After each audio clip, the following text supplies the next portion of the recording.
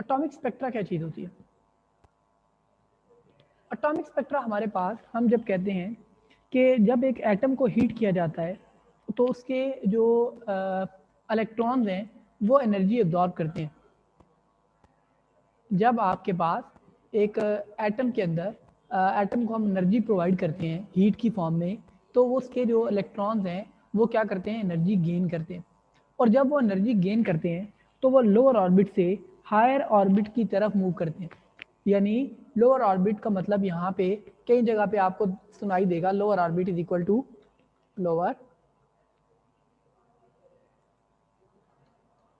Orbit को हम कहेंगे lower energy state, lower energy state. तो लोअर एनर्जी स्टेट से वो हायर एनर्जी स्टेट,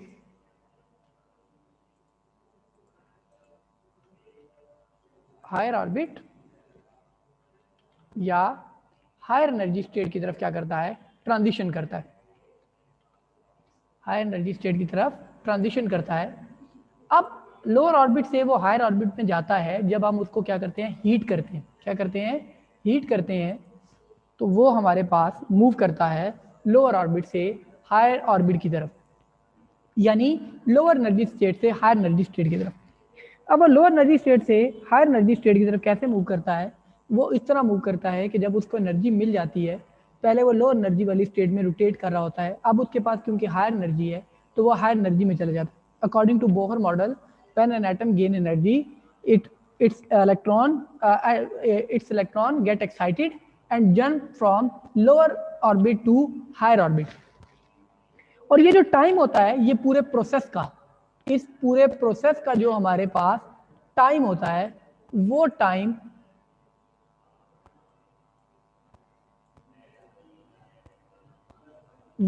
कितना होता है जी, वो टाइम होता है 10⁻⁻⁻8 सेकेंड, 10⁻⁻⁻8 सेकेंड एक्सपोनेंशियल -8 सेकेंड। अब ये इतना छोटा टाइम है कि आपके पास इसको कंसिडर यानी नोट करना बहुत मुश्किल है आपके लिए। ये जो 10⁻⁻8 सेकेंड है, इसमें ये हायर एनर्जी स्टेट में जाता भी है और हायर एनर्जी स्टेट से वापस भी आ जाता है। यानी एक एटम लोअर एनर्जी स्टेट से हायर एनर्जी स्टेट में गया और हायर एनर्जी स्टेट से एनर्जी लूज करने के बाद दोबारा लोअर एनर्जी स्टेट में आ गया, और उसको कितना टाइम लगा, 10⁻⁻8 सेकेंड। और जो रेडिएशन ये एमिट करता है, अब इसने सबसे पहले हीट एब्जॉर्ब की, हीट एब्जॉर्ब करने के बाद ये लोअर ऑर्बिट से हायर ऑर्बिट में चला गया, हीट एब्जॉर्ब,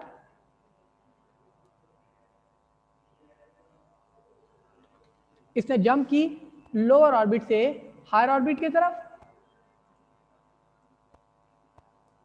फिर इसने जंप की हायर ऑर्बिट से लोअर ऑर्बिट की तरफ, और जब ये हायर ऑर्बिट से लोअर ऑर्बिट की तरफ आया तो इसने एनर्जी रिलीज की in the form of photon. Photon क्या है, फोटोन आपके पास पैकेट ऑफ एनर्जीज कहलाते हैं, discrete packet of light energy. ये हम लोग पहले पढ़ चुके हैं पिछले उसके अंदर, चैप्टर के अंदर, discrete packet of light energy. इसने क्या किया, इसने एनर्जी रिलीज की, और एनर्जी रिलीज की in the form of photon. और फोटोन क्या है, photon is discrete packet of light energy. अच्छा जी, इस फोटोन की कुछ खास फ्रीक्वेंसी होगी और खास वेवलेंथ होगी। This photon will have a specific energy and momentum नहीं, फ्रीक्वेंसी एंड वेवलेंथ, फ्रीक्वेंसी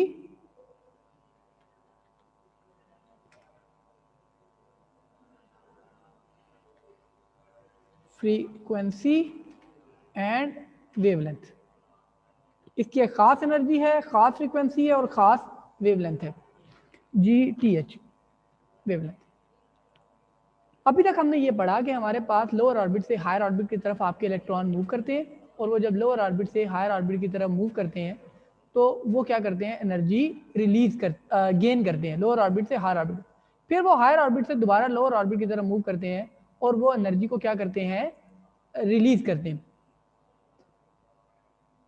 अब ये जो ड्यूरेशन ऑफ टाइम होता है ये होता है 10⁻⁻⁸ सेकेंड्स। ये जो ड्यूरेशन ऑफ टाइम है ये बराबर है 10⁻⁸ सेकेंड्स के। और जब वो हीट जब वो हायर ऑर्बिट से लोअर ऑर्बिट की तरफ आते हैं तो वो क्या करते हैं, फोटोन रिलीज करते हैं जो कि discrete packet of light energy है। और उनकी एक खास स्पेसिफिक एनर्जी होती है, स्पेसिफिक फ्रिक्वेंसी होती है और स्पेसिफिक वेवलेंथ होती है। अब ये जो हमारे पास एनर्जी रिलीज होती है जब हम पे वापस, ये उतनी ही एनर्जी होती है जितनी उसने ड्यूरेशन यानी उसने गेन की होती है जब वो लोअर ऑर्बिट से हायर ऑर्बिट की तरफ मूव करता है। जब आपके पास इलेक्ट्रॉन लोअर ऑर्बिट से हायर ऑर्बिट की तरफ मूव किया है तो जितनी एनर्जी उसने गेन की है उतनी ही एनर्जी वो रिलीज करेगा। ऐसा नहीं होगा कि बाद में जब वो एनर्जी रिलीज करेगा तो कम रिलीज करेगा। Same amount of energy which he has gained will be emitted out. Solid, liquid और जो गैस होती है, एटम उसके क्लोजली पैक होते हैं, उनके अंदर रेडिएशन एमिट करने की आपके पास पॉसिबिलिटी नहीं होती क्योंकि उनके जो इलेक्ट्रॉन्स हैं उनका आपस में इंट्रैक्शन हुआ होता है। उनका आपस में क्या होता है, इंट्रैक्शन हुआ होता है। ये जो अटॉमिक्स, ये जो हम कह रहे हैं फोटोन रिलीज होता है, ये एक फ्री एटम जो है वो एनर्जी गेन करता है और एनर्जी को रिलीज करता है।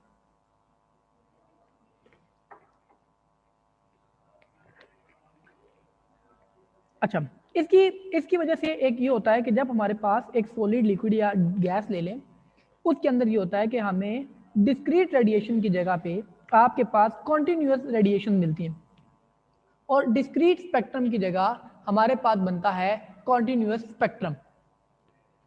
ओके, अब हमारे पास क्या हुआ कि हमारे पास जो स्पेक्ट्रम बनता है वो डिस्क्रीट स्पेक्ट्रम नहीं बनता। डिस्क्रीट स्पेक्ट्रम की जगह पे हमारे पास जो बन रहा है वो बन रहा है कॉन्टिन्यूस स्पेक्ट्रम।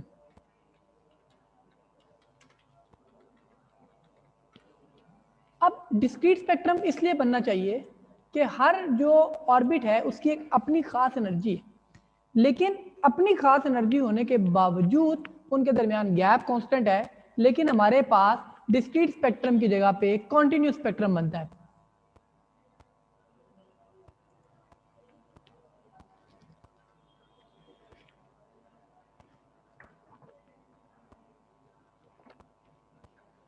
आपके पास जो एटम होते हैं गैस के वो फ्री होते हैं रेडिएशन एमिट करने के जब वो एक्साइटेड स्टेट में होते हैं। और जो हमारे पास गैस का जो स्पेक्ट्रम होता है वो आपके पास डिस्क्रीट स्पेक्ट्रम बनता है, जबकि आपके पास दूसरे जो स्पेक्ट्रम होते हैं वो आपके पास कॉन्टिन्यूस स्पेक्ट्रम बनते हैं। इसे हम कहते हैं लाइन स्पेक्ट्रम। लाइन स्पेक्ट्रम बनता है किसका, आपके पास गैस का एक स्पेक्ट्रम बनता है जिसे हम कहते हैं line spectrum. The atom of a gas are however free to emit a radiation when excited. The emission spectrum of a gas is therefore discrete. और उसका डिस्क्रीट स्पेक्ट्रम जो होता है वो कहलाता है लाइन स्पेक्ट्रम। अब आपके पास यहाँ पे एक वर्ड यूज किया गया एक्साइटेड। एक्साइटेड एक्साइटेड एटम क्या होता है, when electron of atom gain energy and move from lower orbit to higher orbit,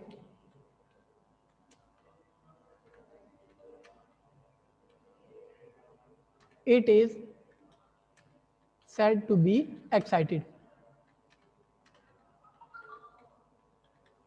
जब हमारे पास एक एटम एनर्जी गेन करता है और एनर्जी गेन करने के बाद लोअर ऑर्बिट से हायर ऑर्बिट की तरफ मूव कर जाता है तो उसे हम कहते हैं एक्साइटेड एटम। क्या कहते हैं, एक्साइटेड एटम। और इसी का ऑपोजिट होता है डी एक्साइटेड एटम। वह जब हमारे पास एक एक्साइटेड एटम एनर्जी लूज करने के बाद अब हायर ऑर्बिट से लोअर ऑर्बिट की तरफ आपका जो इलेक्ट्रॉन है उसका मूव करके आ जाता है तो उसे हम कहते हैं डी एक्साइटेड स्टेट। ओके जी, हमारे पास क्या बनता है, लाइन स्पेक्ट्रम। किसका, line spectrum of gas. Line spectrum of gas. Gas का जो स्पेक्ट्रम होता है वो बनता है लाइन स्पेक्ट्रम और वो एक डिस्क्रीट स्पेक्ट्रम बनता है। डिस्क्रीट स्पेक्ट्रम का मतलब ये है कि उसमें कुछ एनर्जीज आपको मिलती हैं, सारी एनर्जीज आपको नहीं मिलती।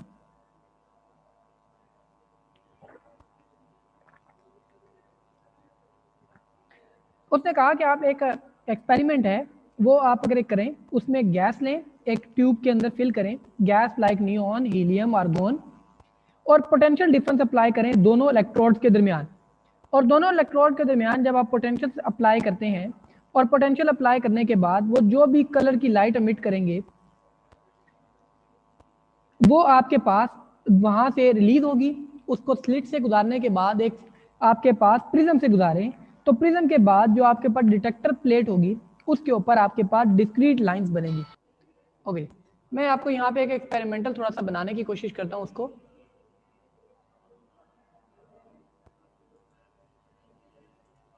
आपके पास सबसे पहले होता क्या है, होता ही है कि हमारे पास एक ट्यूब है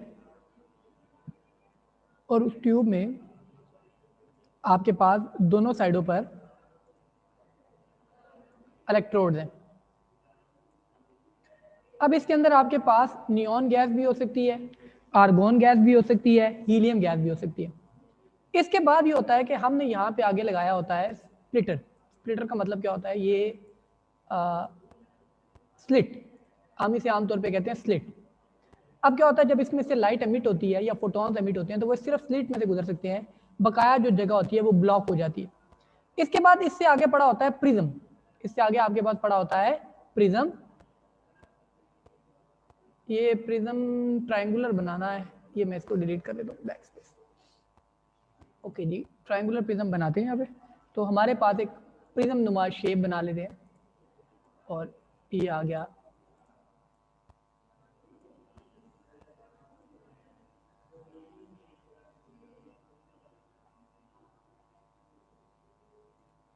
ओके जी, ये हमारे पास इस तरह का एक प्रिज्म होता है और प्रिज्म के बाद एक स्क्रीन होती है आपके पास। वो स्क्रीन क्या होती है, इस साइड पे एक यूं नहीं,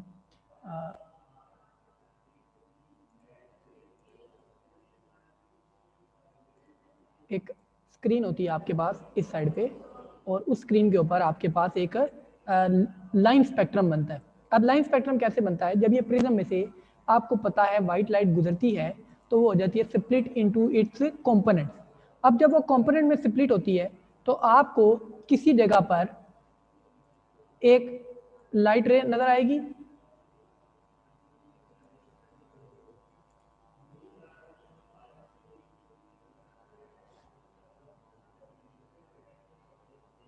यहाँ पर एक लाइट रे नजर आई।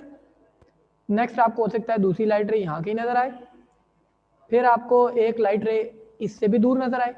ये आपकी बुक में इस तरह का एक लाइन स्पेक्ट्रम आपको दिखाई देगा।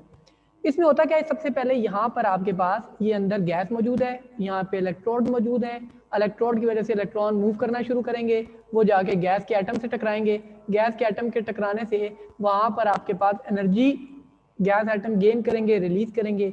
रिलीज करने के बाद वो जब यहाँ से गुजरेंगे तो उनकी एक स्ट्रेट लाइन बीम बनाएंगे हम। वो बीम जब हमारे पास इस ये जो प्रिज्म है, प्रिज्म में से गुजरेगी तो हमारे पास हमें आउटपुट पे